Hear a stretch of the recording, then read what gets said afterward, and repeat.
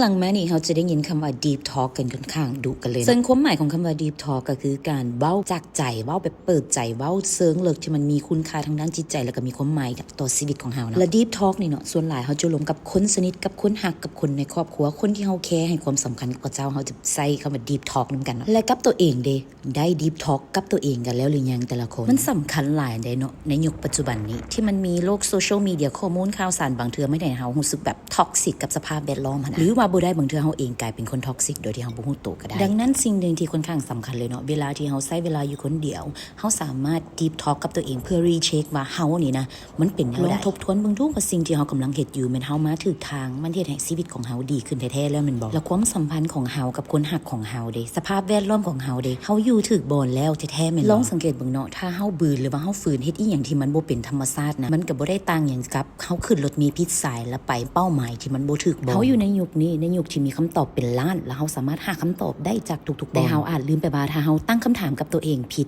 ชีวิตเฮาอาจจะบ่เปลี่ยนก็ได้ลองมึงเด้อลอง deep talk กับตัวเองหลายๆให้เวลาตัวเองได้อยู่คนเดียวแด้แล้วมันจะให้เฮาเห็นดอกว่าเฮาอาจให้ความสำคัญผิดบ่หรือว่าผิดคนก็ได้